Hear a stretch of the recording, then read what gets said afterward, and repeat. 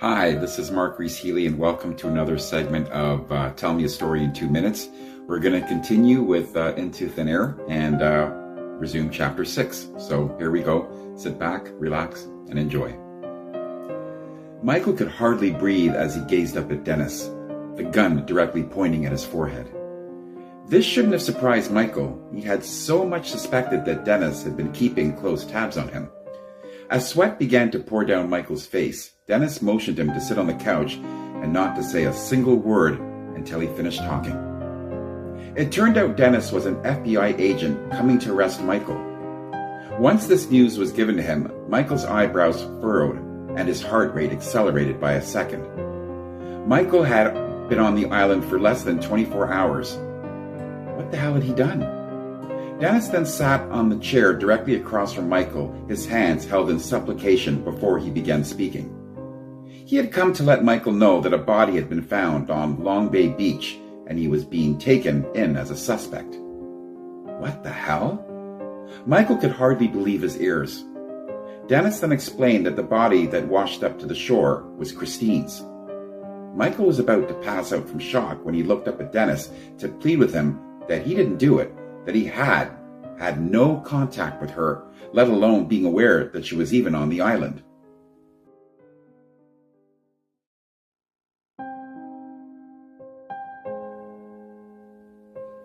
With no friends, family, or contacts on the island, Michael had no one to call. What the hell was he going to do? Dennis assured him that a lawyer would be appointed to him, but until then, Michael was being taken to the station for questioning. Michael wasn't sure how things worked on the island, so he had to think fast about what he was going to say to prove his innocence. One problem. How was he going to prove that he had nothing to do with Christine's murder? There was no mention of how she was killed. Michael had taken into consideration that he may have been set up.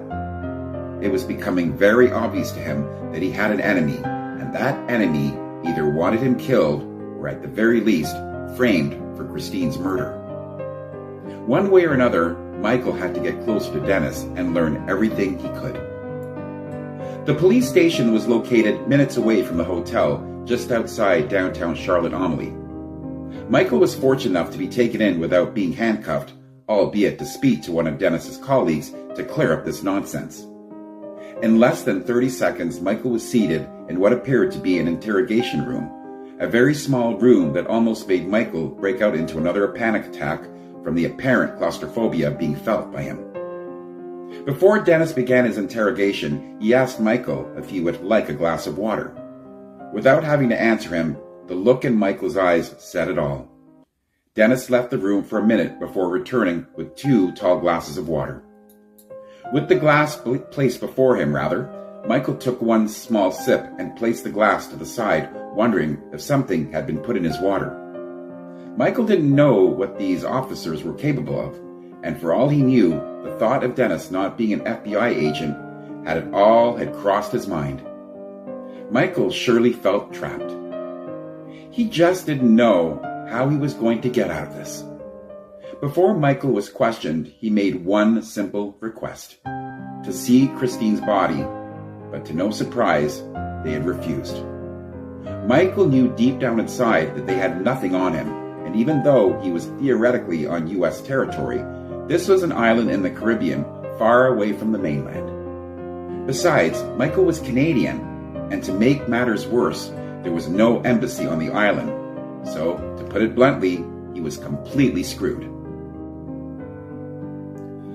Dennis, along with a colleague who was without a doubt a native of the island, began to ask some questions which were beyond ridiculous. What was he doing on the island? Why was he following Christine? And why did he kill her? And then it dawned on him, these idiots wanted a confession. They knew Michael was innocent, and somehow Christine had gotten to him, even in death.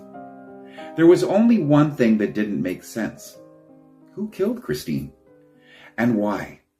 Again, Michael had to consider the possibility that he was being framed, and it became obvious that someone out there hated both him and Christine. Michael had to think long and hard about this one, and if it was any consolation, he had the time to think as he was thrown into a cell following the interrogation. Michael tried to come up with a list of people Christine and he had associated with. Was there more than one person involved? And if so, why? What the hell had he and Christine ever done? No, Michael had to go back to his initial thought, that this was all part of Christine's plan and the fact that he was not permitted to see the body. Michael had to consider one other possibility, that Christine was so unhappy in their marriage that she had come to the island to commit suicide. Michael didn't want to consider that possibility, but it was the only thing that made any sense. As far as he knew, Christine didn't have any enemies. With Christine dead, Michael didn't even have time to mourn, if that was even remotely possible.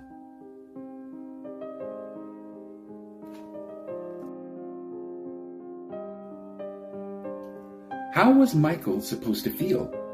One minute he was at home making dinner for someone he thought he knew so well, and then the next minute he was thousands of miles away, his wife dead, while rotting in a jail cell and wondering if he was ever going to get out. What scared him the most was he hadn't told anyone where he was. And just when things couldn't get any worse, they did. Michael was getting a cellmate. A huge, dark-haired, burly man around 45 walked into the cell, looked right into Michael's eyes and smiled, with his hands reaching down below his belt buckle. Well, there you have it. There's chapter 6. Please stay tuned till next time for Tell Me a Story in 2 Minutes for chapter 7. So long.